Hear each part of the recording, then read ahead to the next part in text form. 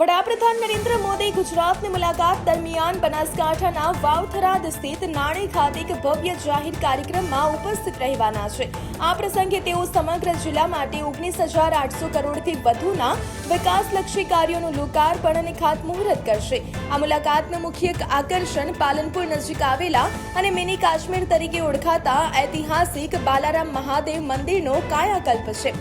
વડાપ્રધાનના હસ્તે આ પૌરાણિક સ્થાનના વિકાસ માટે 25 કરોડના ખર્ચે થનારા કાર્યોનું ખાતમુહૂર્ત કરવામાં આવશે। લાંબા સમયથી વિકાસની રાહ જોઈ રહેલા બાલારામ મહાદેવ મંદિરના નવીનીકરણના નિર્ણયથી સ્થાનિક લોકો અને શ્રદ્ધાળુઓમાં ભારે ઉત્સાહ અને ખુશીનો માહોલ જોવા મળી રહ્યો છે। બાલારામ એ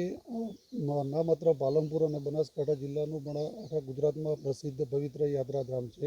જે વર્ષોથી અહીંયા વિકાસ ઝંખતું હતું, જે માટે આવતીકાલે આપણા દેશના વડાપ્રધાન નરેન્દ્રભાઈ મોદી સાહેબ આવવાના છે અને એ જે 25 કરોડના વિકાસ માટેના કામોનું ખાતમુહૂર્ત કરવાના છે।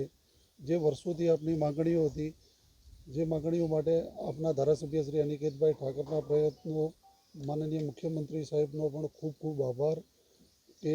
જે હવે એ સ્વપ્ન બાલારામનું સિદ્ધ થવા જઈ રહ્યું છે ને અમે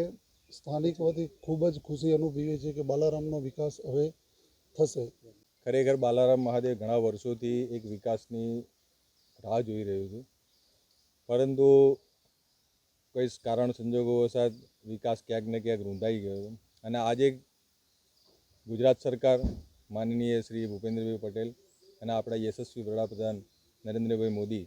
જે આવતીકાલે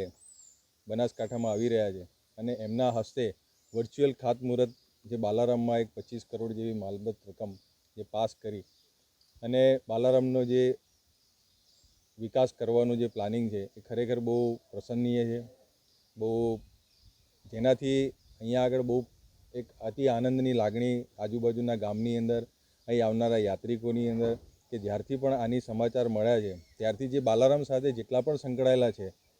જે લોકો દર્શનાર્થી છે, જેમના અહીં આગળ હિતાર્થી છે, કે જે અહીંયા આગળ રેગ્યુલર કોઈ સોમવાર ભરવાવાળા છે, કે જે પણ લોકો હોય બાલારામ સાથે ક્યાંક ને ક્યાંક રીતે જે સંકળાયેલા દરેકને જ્યારે જાણ થાય છે તે બહુ અતિ આનંદ અનુભવે છે અને આથી આખો વિસ્તાર જે છે બાલારામનો એ વિસ્તાર એક અલગ જ એમનું સૌંદર્ય પ્રગટી જશે કે જે પહેલાં કહેવાતું હતું કે બાલારામ એ ઉત્તર ગુજરાતનું જે કાશ્મીરની જે ઉપમા મળી હતી એ કદાચ કાશ્મીરની ઉપમા જે ફરી પાછી મળે અને જે વિકાસ પાછો એ ગતિએ થાય તો અહીંયા આજુબાજુના જે ગામ છે, જે લોકો રોજગારી પણ બહુ મોટા પાયે ઉત્પન્ન થઈ શકે અને આવનાર યાત્રિકોને એક વિશેષ સુવિધા પ્રાપ્ત થાય કે આ જંગલની અંદર એક મંગલ એવું બાલારામ મહાદેવનું જે બને અને લોકોને યાત્રિકોને એક સુવિધા પ્રાપ્ત થાય, લોકોને રોકાવાનું, પાણી, જળ સુવિધાઓ જે પ્રમાણે છે એ પ્રમાણે બધું થાય તો એ ગુજરાત સરકારનો અને માનનીય શ્રી નરેન્દ્રભાઈ મોદીનો ખૂબ ખૂબ આભાર। હર હર મહાદેવ। જે બાલારામ મહાદેવ મંદિરનું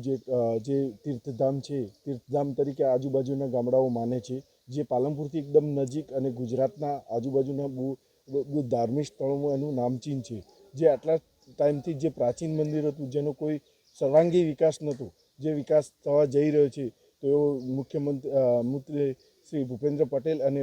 માનનીય વડાપ્રધાન શ્રી નરેન્દ્રભાઈ મોદીએ જે ખાતમુહૂર્તનું મુહૂર્ત કરવાના છે તો આ વિકાસ કાર્યમાં સહાય બને બહુ સહભાગી છે એ અને સર્વાંગી વિકાસ થાય એ બસ એ શુભેચ્છાઓ। કેટલી ખુશી લોકોમાં? ખુશીનો માહોલ લોકોનો આજુબાજુનો જે વિસ્તાર છે જેમને રોજગારી મળી રહેશે અને ખુશીની વ્યક્ત કરીએ તો એ લોકોને બહુ માહોલ એકદમ ઓચિંતો જે વિચારથી પ્રસલાથી જે સર્વાંગી વિકાસની જે લાગણીઓ દેખાઈ આવે છે।